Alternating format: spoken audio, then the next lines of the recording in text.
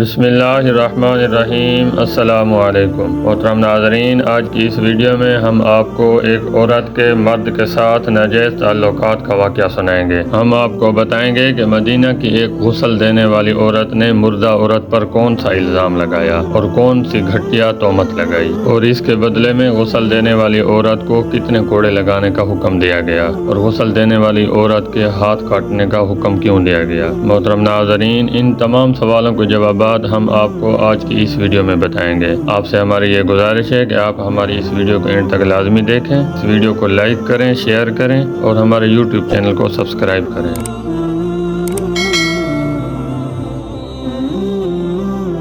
محترم ناظرین، غسل کے دوران مدینہ کی ایک عورت نے مردہ عورت کی ران پر ہاتھ رکھتے ہوئے یہ الفاظ کہے کہ اس عورت کے فلاں مرد کے ساتھ ناجائز تعلقات تھے۔ بس یہ بات کہنی تھی کہ اللہ تبارک و تعالی نے اپنی ڈھیل دی ہوئی رسی کھینچ لی۔ اس عورت کا انتقال مدینہ کی ایک بستی میں ہوا تھا، اور غسل کے دوران جوں ہی غسل دینے والی عورت نے مندرجہ بالا الفاظ کہے تو اس کا ہاتھ میت کی ران کے ساتھ چپک گئے۔ چپکنے کی قوت اس قدر تھی کہ وہ عورت اپنا ہاتھ کھینچتی تو میت گھسیٹتی مگر ہاتھ نہ چھوٹتا۔ جنازے کا وقت قریب آ رہا تھا، اس کا ہاتھ میت کے ساتھ چپک چکا تھا اور بے حد کوشش کے باوجود جدا نہیں ہو رہا تھا۔ تمام عورتوں نے اس کے ہاتھ کو پکڑ کر کھینچا، مروڑا، الغرض جو بھی ممکن تھا کیا، مگر سب بے سود رہا۔ دن گزرا، رات ہوئی، دوسرا دن گزرا، پھر رات ہوئی، سب ویسے ہی تھا۔ میت سے بدبو آنے لگی اور اس کے پاس ٹھہرنا بیٹھنا مشکل ہو گیا۔ مولوی صاحبان، قاری صاحبان اور تمام اسلامی طبقہ سے مشاورت کے بعد طے ہوا کہ غسل دینے والی عورت کا ہاتھ کاٹ کر جدا کیا جائے اور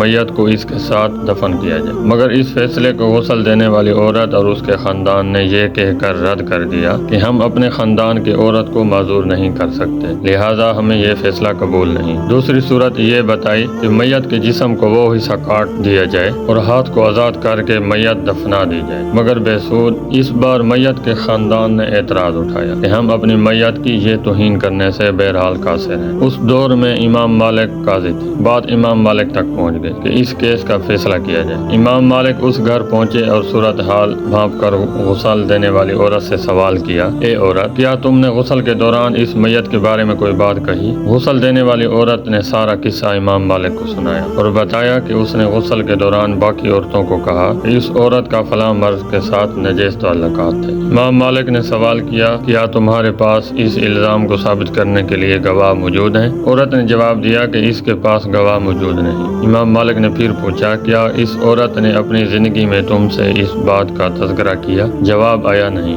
امام مالک نے فوری حکم صادر کیا کہ اس غسل دینے والی عورت چونکہ میت پر تہمت لگائی ہے، لہذا اس کو حد مقررہ کے مطابق پورے 80 کوڑے لگائے جائیں۔ حکم کی تعمیل کی گئی اور 70 بھی نہیں، 75 بھی نہیں، 79 بھی نہیں، بلکہ پورے 80 کوڑے مارنے کے بعد اس عورت کا ہاتھ میت سے الگ ہوا۔ محترم ناظرین، آج ہم تہمت لگاتے وقت ذرا بھی نہیں سوچتے کہ ہم کس قسم کا گھٹیا الزام دوسرے پر لگا رہے ہیں۔ اللہ تبارک و تعالی سے دعا ہے کہ اللہ تبارک و تعالی ہمیں بھی اچھے اور نیک کام کرنے کی توفیق عطا فرمائے۔ آمین ثم آمین۔ ہم امید کرتے ہیں کہ ہماری آج کی یہ ویڈیو آپ کو پسند آئی ہوگی۔ اگر ہماری آج کی یہ ویڈیو آپ کو پسند آئی ہے تو ہماری اس ویڈیو کو لائک کریں، شیئر کریں اور ہمارے یوٹیوب چینل کو سبسکرائب کریں۔ بہت شکریہ۔